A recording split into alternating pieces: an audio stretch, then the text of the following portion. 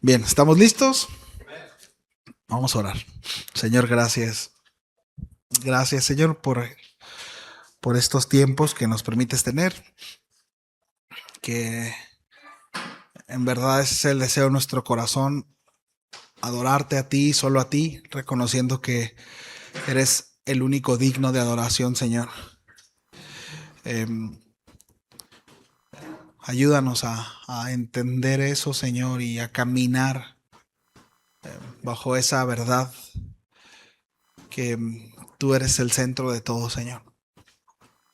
Gracias por tu palabra, gracias por la oportunidad que nos das de exponernos a ella. Gracias por nuestros hermanos, por la familia en Cristo. Gracias, Señor.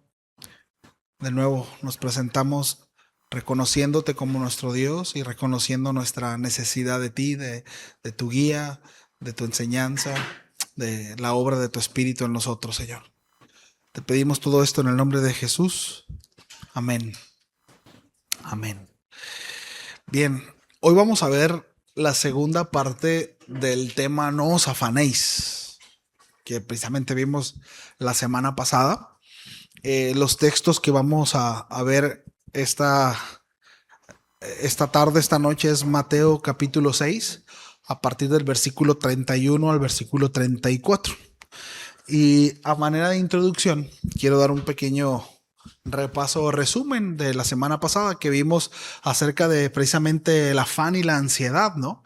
Y algo que mencionábamos es que el afán y la ansiedad no se vence mirando nuestras circunstancias, al contrario, ¿no? O sea, si nosotros enfocamos, ¿sí? Nuestra mirada, si nosotros nos detenemos en nuestras circunstancias, ¿sí? Pues esto va a agravarse, ¿no? Va a agravarse y uno de los peores errores que hacemos es precisamente eso. O sea, de hecho, el afán y la ansiedad viene precisamente por el ensimismamiento, el hecho de poner nuestra mirada en nosotros mismos, en nuestra condición, ¿no? Y concluimos en cosas como, pobrecito yo, ¿verdad? O mira lo que me está pasando a mí, ¿por qué a mí? Y preguntas como esas que no nos ayudan, al contrario, ¿no?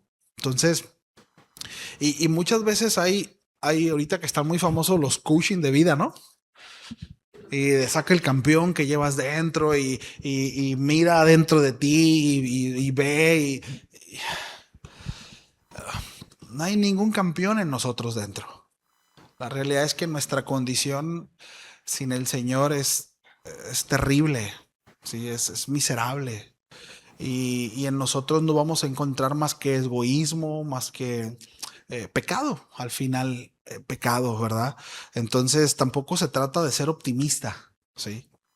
No se trata de mira las situaciones, ¿verdad? De la mejor manera. Y hablábamos hace un tiempo del echaleganismo, ¿no? No se trata de eso, ¿no? O sea, no se trata de esa corriente filosófica de echaleganismo, ¿no? No, no, no, no, no.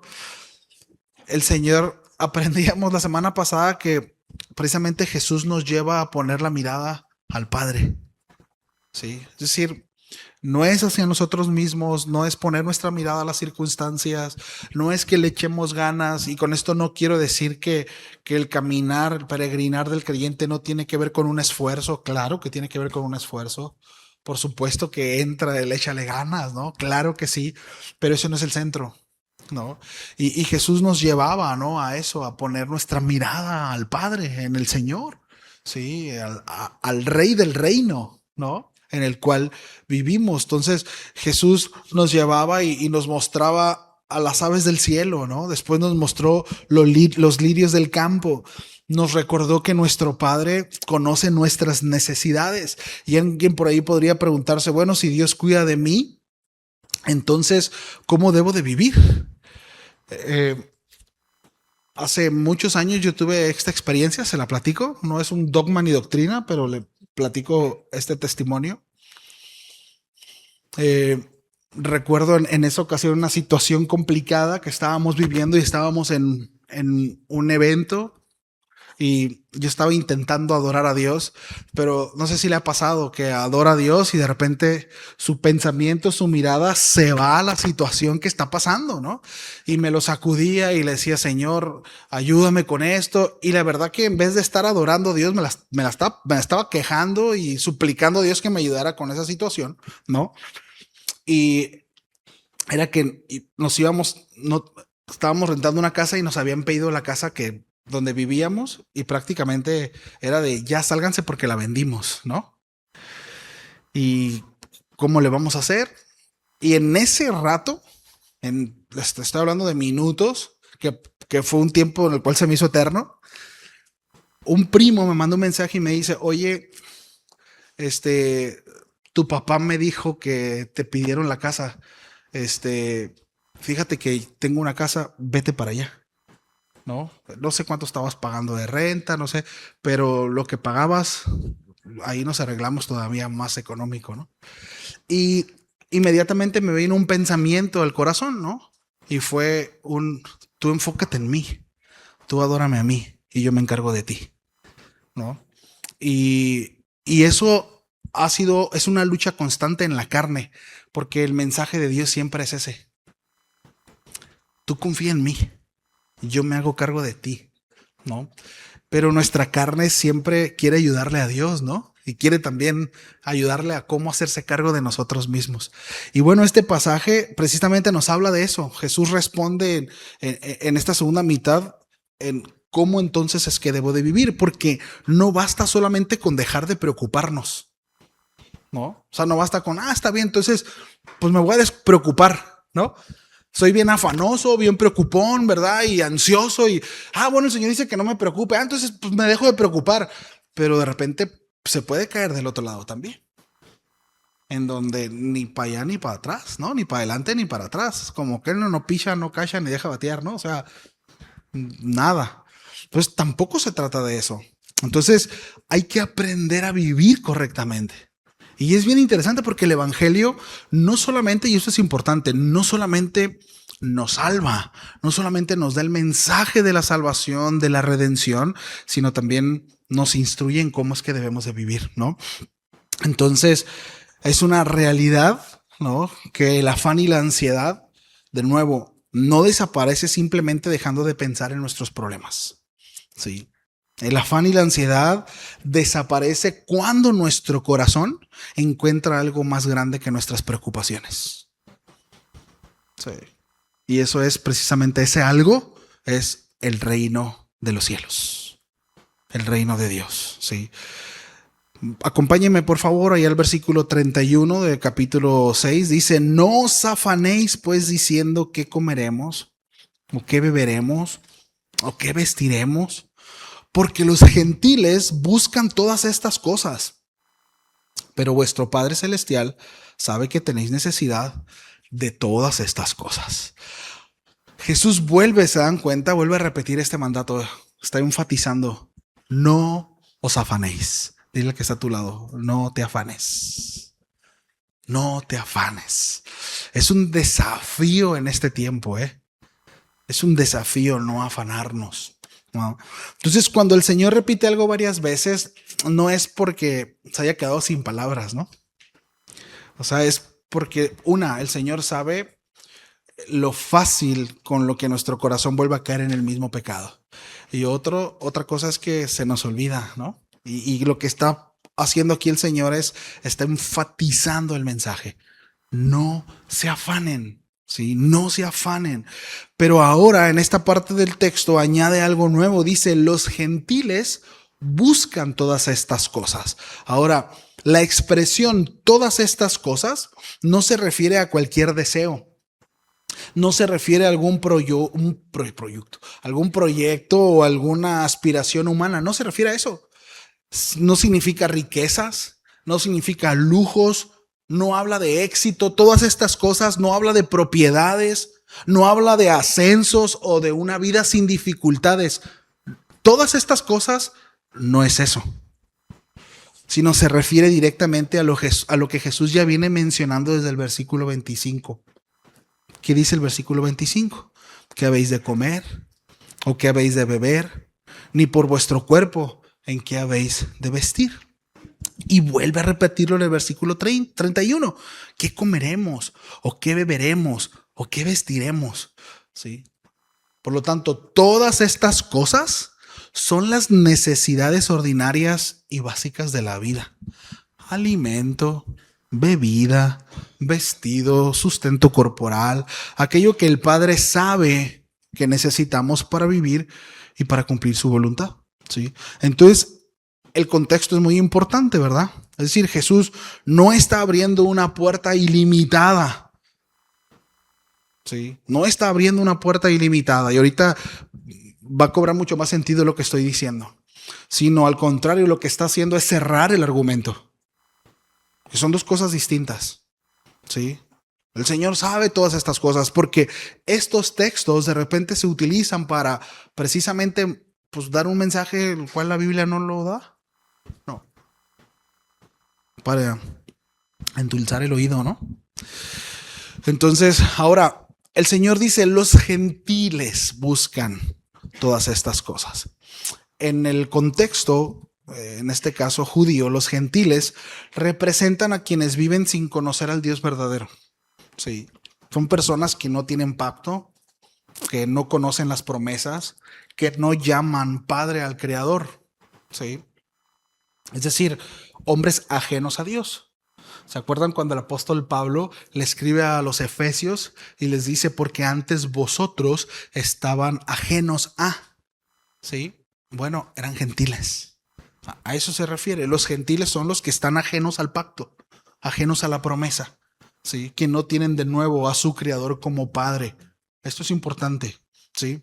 Dios es Dios de todos, Creador de todos, pero no es Padre de todos. Sí.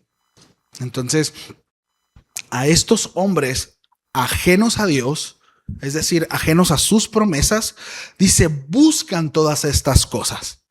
Es bien interesante porque la palabra griega que utiliza aquí para buscar es la palabra episeteo, que significa buscar con intensidad o perseguir como la prioridad absoluta de la vida. Sí.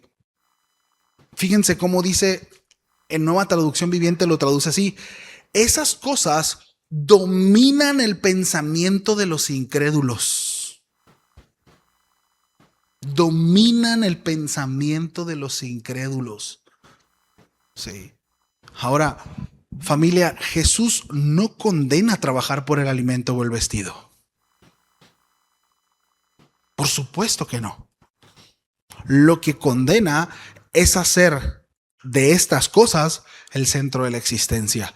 Y ojo, porque no estamos hablando de lujos, no estamos hablando de vacaciones, no estamos aquí el mensaje se ha ido reducido y nos ha ido llevando ¿a qué cosas? A las cosas esenciales.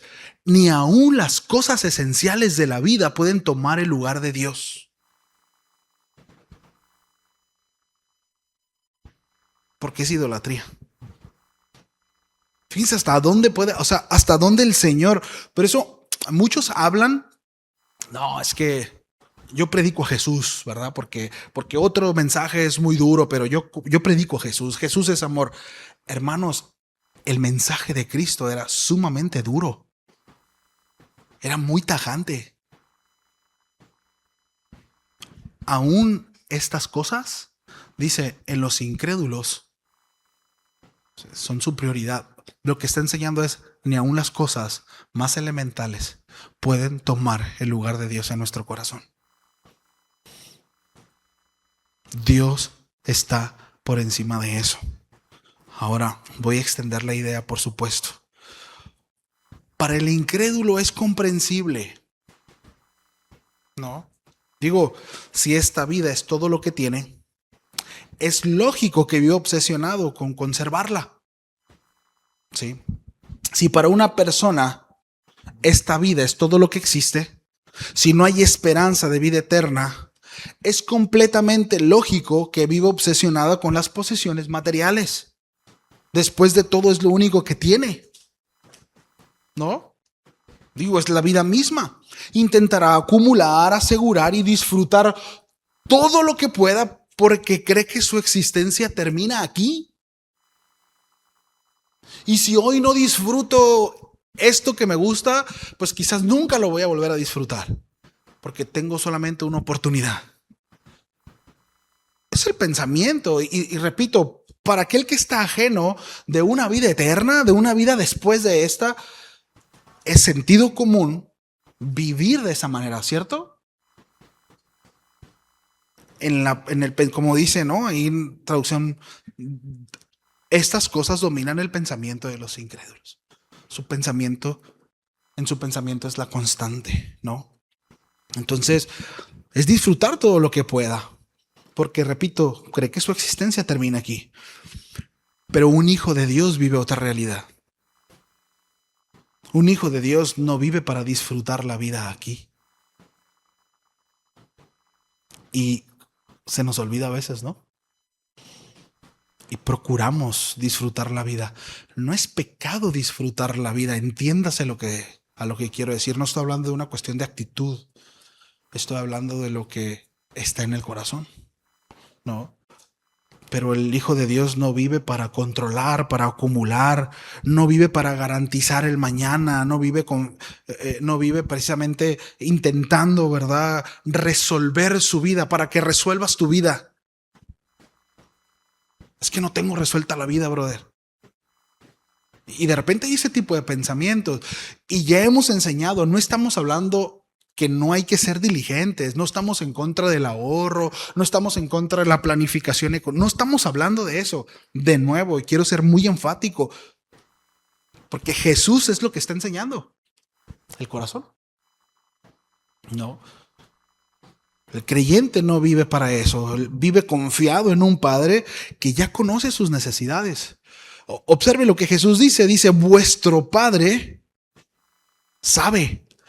No dice vuestro Padre descubrirá algún día lo que necesitan, ¿verdad que no? No dice, bueno, Dios va a descubrir o se dará cuenta de las necesidades que van a tener.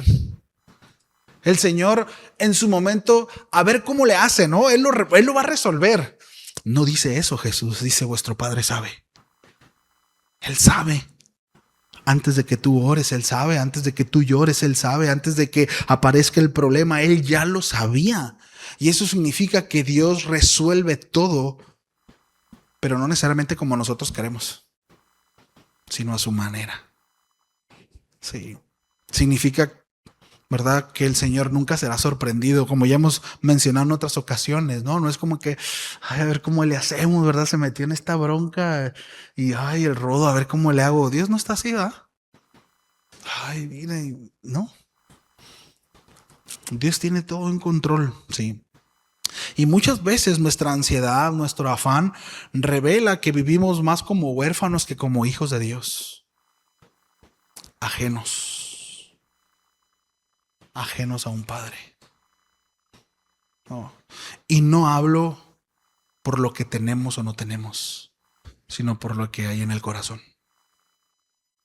Sí, porque al final un huérfano tiene que resolverlo él solo. No. Pero un hijo, nuestros hijos, por lo menos los que estamos aquí, ellos no se preocupan por qué van a comer, ¿verdad que no? Su papá resuelve eso. Entonces, prioridades en el corazón del creyente. Y lo que dice en el versículo 33 habla precisamente de eso. Prioridades, ¿sí? Dice, mas buscad primeramente el reino de Dios y su justicia. De nuevo, todas estas cosas serán añadidas. Este es probablemente uno de los pasajes más utilizados o más conocidos del Sermón del Monte, ¿no? Mas buscad primeramente el reino de los cielos y su justicia, ¿no? Porque los violentos arrebatan el reino. Es uno de los más conocidos, más citados, pero también uno de los más malinterpretados. Jesús no está ofreciendo una fórmula para hacernos prósperos.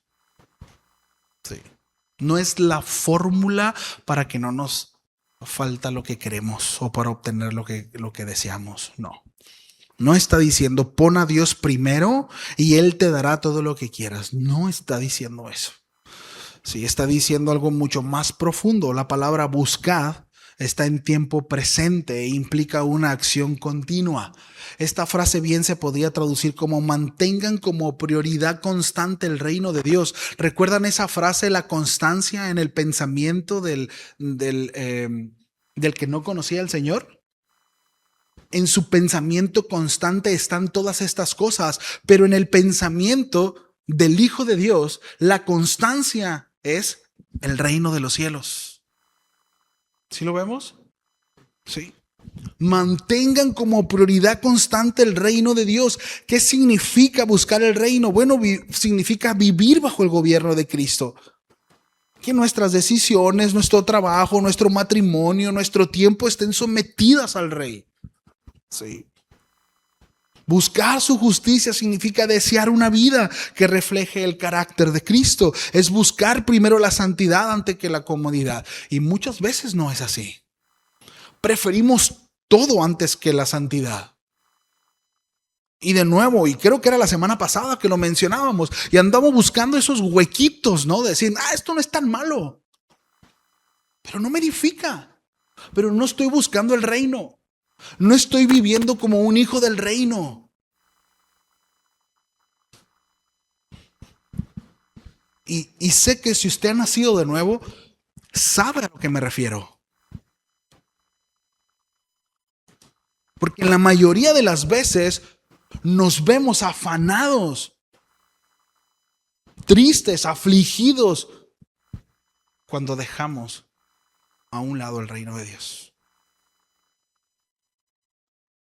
Esa es una realidad. Sí. Ahora, Jesús añade una promesa. Y para eso se requiere fe. Para eso se requiere fe. Todas estas cosas os serán añadidas. Si vemos el énfasis, ¿no? De nuevo, todas estas cosas. ¿A qué cosa se refiere? Al alimento, al vestido, a las necesidades básicas mencionadas desde el versículo 25. Sí.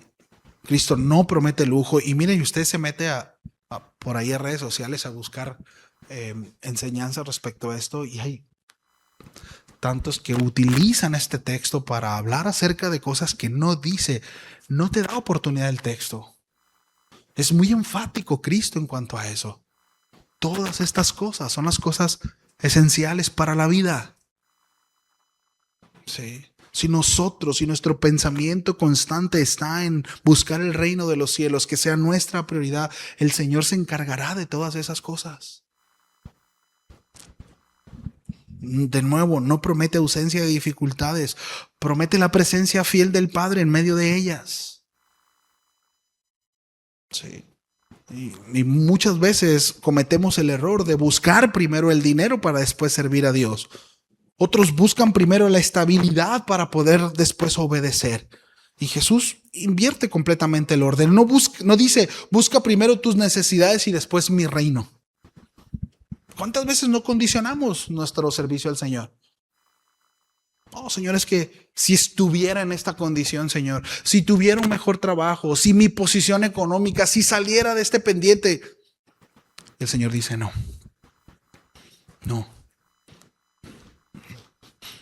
En su momento yo recuerdo, y lo he escuchado en algunos, ¿no? De que se han alejado, que no vienen a la iglesia y dicen, no, es que quiero primero resolver mi vida para luego ir a la iglesia porque no quiero ser un hipócrita.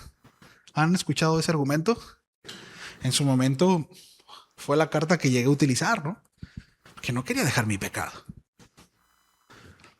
Pero el asunto es que Dios dice, vente así, búscame. Es decir, aquí está el reino, ¿no?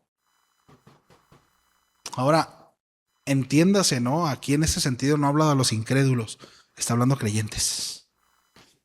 Sí. Busca primero mi reino y deja que yo cuide tus necesidades. Qué impresionante, ¿no? Qué bueno es Dios. Tenemos un Dios tan maravilloso, Busca primero mi reino. Ahora, es bien interesante porque el servicio que demanda su reino es para complacencia nuestra. Es para conveniencia nuestra. No es el punto, porque se trata de Él. Es para su gloria. Pero es para los servidores, si lo hacen con la motivación correcta, ¿no es un deleite servir a Dios? ¿No es un deleite darse al Señor? ¿No recompensa con gozo, con paz? ¿No? Entonces, hay un beneficio, ¿no? El mayor beneficiado. No podemos decir que Dios se beneficia a nuestro servicio. ¿Usted cree que Dios se beneficia a nuestro servicio? ¿Dios se ve recompensado de nuestro servicio? ¿Dios necesita de nuestro servicio? ¿Dios necesita de nuestros, por ejemplo, nuestro canto? Él lo merece. Él es digno. Pero no lo necesita. Porque es Dios. Sí. Él lo merece. Él no necesita nuestro amor. Él lo merece. Él es digno de ser amado. Pero no lo necesita. Sí. Mas buscad primeramente el reino de Dios y su justicia, y todas estas cosas os serán añadidas. Es decir, el Padre conoce las necesidades que producen ese afán y esa ansiedad que aflige el corazón. Y Él promete ocuparse de ellas mientras sus hijos ordenan su vida alrededor del reino. Las llevan sujetas al reino de los cielos. Aquí la palabra añadida viene, la palabra es una palabra en griego que significa agregar, poner además, conceder adicionalmente. Y la idea es que estas cosas no deben de convertirse en la búsqueda principal del discípulo. Por eso el mensaje de la prosperidad es un mensaje totalmente antagónico al mensaje del evangelio, porque hace deudor a Dios. Tú pacta con Dios y Dios está comprometido en darte más. No habla de eso. No podemos comprometer a Dios ni con lo que damos ni con lo que hacemos. Sí. No habla de eso. Sí. Es decir, estas cosas no deben de tomar el primer lugar. En el momento en que nosotros pactamos o hacemos cosas para recibir algo a cambio, la motivación no es servir al Señor. No es precisamente la prioridad del reino, sino son las cosas que estamos buscando que se nos den. ¿Sí lo vemos? Al final se apela a la codicia, pues. Se apela a la codicia. Hace como unas 3 semanas platicaba con un brother que se está congregando en otra iglesia y estoy orando por él y su familia para que se salga de ahí. ¿No? Él apoya en algunas ocasiones con jóvenes una vez al mes y exhortó a los jóvenes pues a que se arrepintieran de sus pecados. Les habló un poquito acerca de su condición y algunos jóvenes se incomodaron, fueron a los líderes, al pastor, y los mandaron llamar y les dijeron que no anduviera incomodando a los jóvenes, que por sí los jóvenes no van a la iglesia. Entonces, entre un que predico, que no predico, fue un tú predica de lo que Dios te ha dado. Te acaban de promover el trabajo, ¿verdad? Eso predícales. O sea, que sea atractivo el Dios que le estás enseñando. ¿Cómo le vas a enseñar a un Dios que te incomoda, que te exhorta, que te disciplina? No. Pues, la gente de por sí, cómo los trata el mundo. Y vienen los domingos a escuchar un mensaje, ¿no? Diferente. Ahora, eso no es nuevo, ¿eh? Hay muchas iglesias que viven bajo esa filosofía. Pero bueno, es algo que pasó aquí en La Paz, ¿no? Entonces, de nuevo, la idea no es tener estas cosas como prioridad. Es lo contrario, son añadidas por el Padre. ¿Sí? No son adoradas ni perseguidas como el propósito supremo de la vida. No, no, no, no. Ten como prioridad el reino de los cielos. ¿Cuánto? O sea, sí, ok, Señor, va. Primeramente el reino de los cielos. Ya lo busqué primero. ¿Y cuándo viene lo demás? No, busca el reino de los cielos. Sí, pero ¿cuánto? Búscalo. Es constante. Todo el tiempo. Todo el tiempo. De hecho, la idea es siempre está buscando, siempre vive bajo el reino de los cielos. Y no te preocupes por esas cosas, porque yo te las voy a dar. Sí. Jesús establece dos búsquedas. Los gentiles buscan intensamente comida, bebida y vestido como si toda su existencia dependiera de ello. El discípulo busca primeramente el reino y la justicia de Dios. Sí, entonces no se trata de que el creyente deje de trabajar. No, se trata de que deje de hacer del sustento su Dios. Son dos cosas. Ahorita cantábamos al Señor, ¿no? Te adoraré como debo hacerlo. Sí. Y esa canción habla, es una oración honesta de decir, no te he adorado como he debido. He puesto otras cosas en tu lugar. Pero hoy vengo a entregar mi corazón. Hoy vengo a adorarte como tú lo mereces, como debo hacerlo en verdad. Es lo que cantábamos hace un momento y ese es el mensaje. Y es interesante, de nuevo, es duro porque aún, de nuevo, las cosas esenciales pueden llegar a tomar el lugar de Dios. Aún lo más básico, lo esencial de la vida. Y eso es algo de lo que todos debemos estar al pendiente. Todos debemos estar al pendiente, sin excepción alguna. ¿Sí? Entonces, de nuevo, no significa tampoco que jamás habrá escasez, ¿no? No significa, de nuevo, que Dios cumplirá cada expectativa material, ¿no? De hecho, Pablo conoció tanto la abundancia como la necesidad, ¿no? Texto conocido, Filipenses 4:12. Sé vivir humildemente, sé tener abundancia, en todo y por todo estoy enseñado. Así dice, para estar saciado como para tener hambre. O sea, si alguna vez nosotros nos quedamos sin comer un día, todavía estamos dentro del margen de todas esas cosas serán añadidas. ¿Sí lo vemos? Aún ahí, digo, y es un desafío, pero aún ahí el Señor nos exhorta. Esas cosas no deben de estar encima de mí, por encima de mí. Sigue buscándome a mí primeramente. Yo soy antes que esas cosas, aún la comida, aún la bebida y el vestir. Yo soy Dios. Dice Pablo, en todos han sido enseñados, para estar saciado como para tener hambre. Así dice, para tener abundancia como para padecer necesidad. Y viene después esta frase que también se malutiliza mucho, ¿no? Todo lo puedo en Cristo, que me fortalece. Él es mi fortaleza en cualquier circunstancia en la que me encuentre, ya sea en abundancia o en escasez, en saciedad o hambre. Él es mi fortaleza. Él es mi refugio. En Él tomo fuerzas. En Él. No en mi diligencia de trabajo, no en ir para allá, en hacer, en esto. No, en Él. Él me fortalece. Él me va a sacar a flote.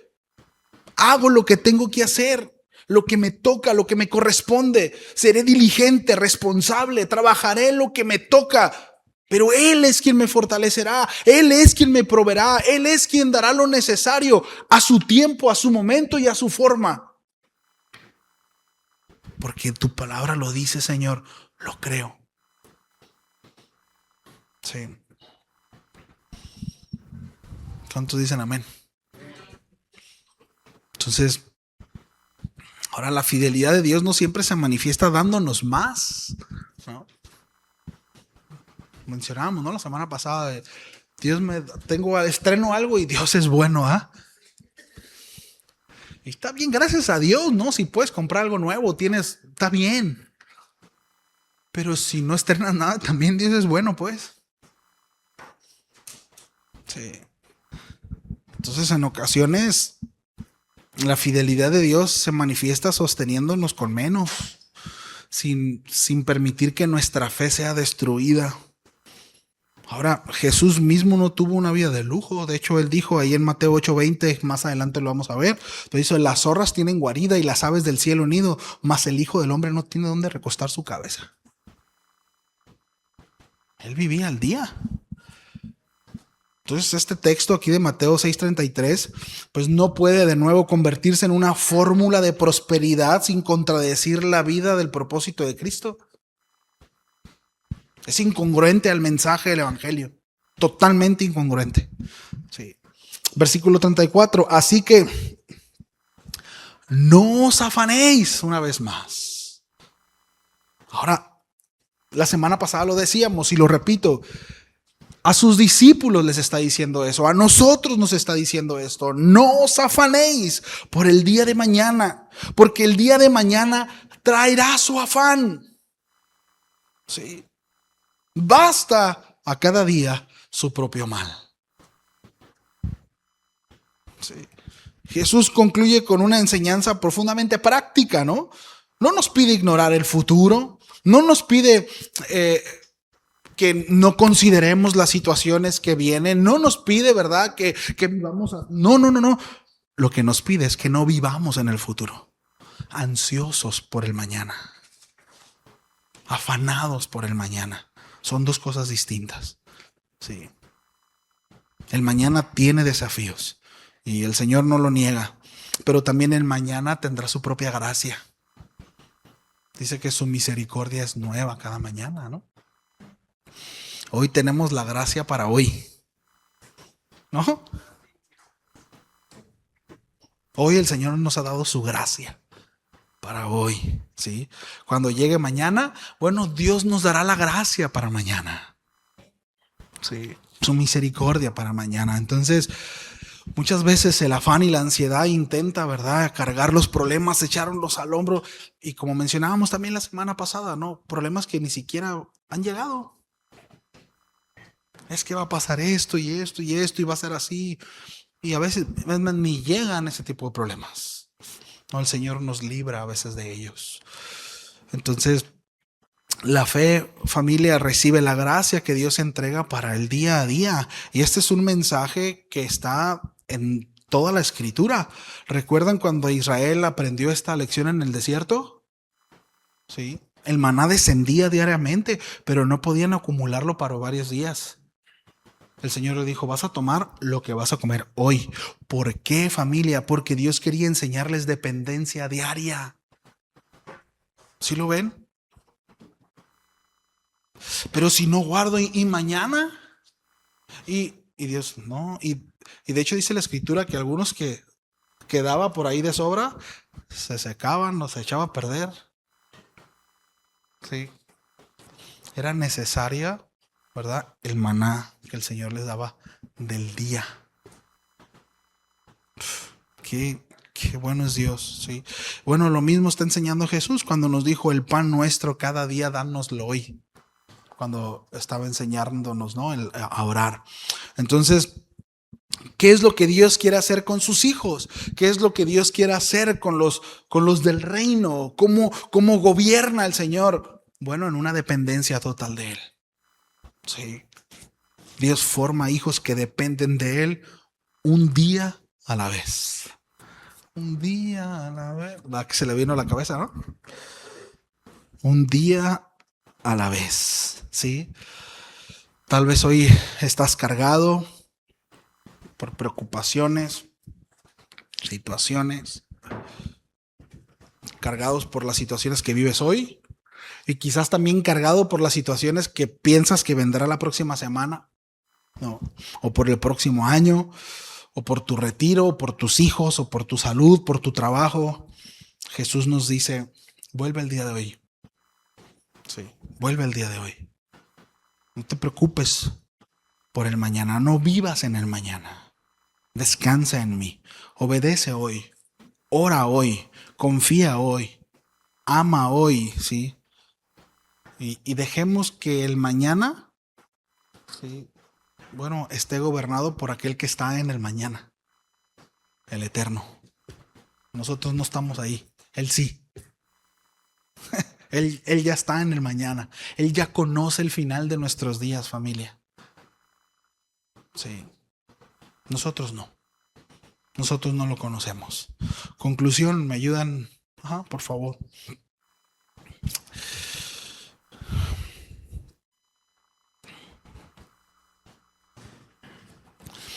Miren, entendemos por lo que hemos aprendido desde la semana pasada y hoy, que la ansiedad y el afán no se acaba con un deja de preocuparte, ¿no? O échale ganas. Jesús no ofrece una frase superficial para calmar por un momento el corazón. Él va mucho más profundo, nos lleva a la raíz del problema y nos recuerda 3 verdades, que fue lo que vimos a lo largo de las 2 enseñanzas. Una es: conoce a tu Padre. Reconoce a Dios como tu Padre, el dueño de todo, el que tiene el control de todas las cosas. Sí. Que podemos confiar en que Él nos dará. El Señor precisamente enseñaba también y decía: miren, si nosotros, siendo malos, procuran dar buenas dádivas a sus hijos, ¿cuánto más nuestro Padre que está en los cielos nos dará todas estas cosas? Sí. Porque ¿quién de ustedes dice, si su padre le pide un pescado, les dará una serpiente? O sea, ¿quién le jugaría chueco a un hijo? Es inconcebible que nosotros dañemos a nuestros hijos, que no proveamos para nuestros hijos, que los timemos, que los engañemos.